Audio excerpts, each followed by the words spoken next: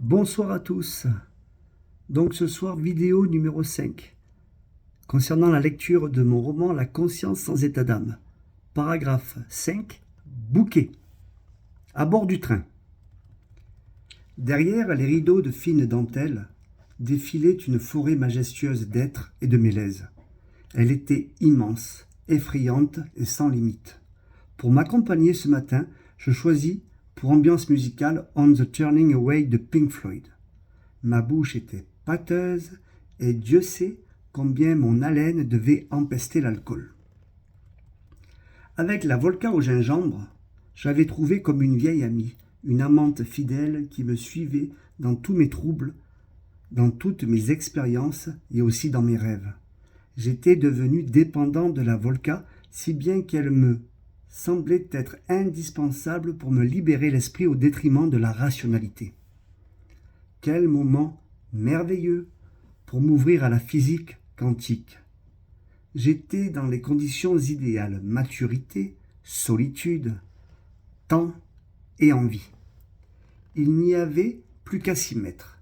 Le train avançait inexorablement dans la clarté de l'aube, sans que rien ne puisse sembler pouvoir l'arrêter, un peu comme mes pensées. Allongé confortablement sur la banquette, dans la chaleur douillette de mon duvet et à la lueur de ma lampe frontale, je repris la lecture avec attention. L'article commençait par une citation d'un historien des sciences, Thomas Samuel Kuhl, qui affirmait, et je cite, « Les modèles de réalité évoluent par sauts, avant de s'imposer. » Toutes mes certitudes du passé s'étaient vaporisées. J'avais toujours imaginé que notre univers était comme une sorte de machine à incubation fécondant la vie dans ses multiples méandres, et voilà qu'en tout état de cause, c'était l'inverse. L'univers ne serait qu'en définitive la résultante de l'intention de la pensée du vivant. À ce stade, je ne devais plus compter sur la logique pour comprendre, car tout devenait irrationnel. Mais à bien y réfléchir, notre demeure à la Terre n'était-elle pas chaussure à notre pied? Au vu des millions de paramètres astronomiques qui étaient nécessaires pour créer un oasis de vie dans la galaxie, associés à des ajustements millimétriques de dimensions titanesques, c'était à se demander si ce n'était pas la vie elle-même qui en serait l'architecte et qui dicterait ses lois. Du point de vue géocentrique, la Terre serait le centre de l'univers et le nombril celui de nos vies. Mais cette vision dépassée depuis les temps moyenâgeux était-elle vraiment dénuée de bon sens? Pour comprendre l'état de la matière, était-il nécessaire de se tourner vers les étoiles, de regarder ailleurs que vers notre nombril? L'erreur à ne pas commettre aurait été de prendre du recul, d'observer les arbres, les maisons, la ville, puis la mer, depuis les collines, et ensuite de lever les yeux en plongeant son regard dans la voûte étoilée, car la solution n'était sûrement pas dans le film projeté à l'écran, mais plutôt à l'intérieur même de la pellicule.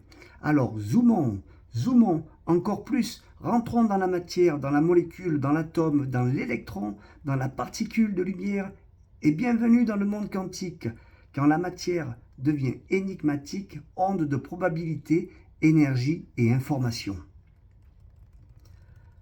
Dans mes écouteurs, Hey You de Pink Floyd résonnait maintenant. Pour cette fois-ci, j'avais eu ma dose d'originalité. Je refermais ma revue que je déposais, cette fois-ci, avec respect, comme s'il s'agissait d'un livre saint sur la table, et j'en profitais pour contempler les choses autour de moi, en imaginant que tout ceci n'était a priori qu'une construction de l'esprit.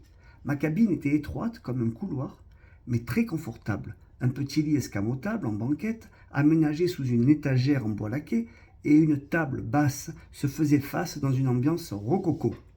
Dans l'entrée, une petite douche discrète était dissimulée derrière une porte de placard. Le train filait au rythme du son des traverses des rails.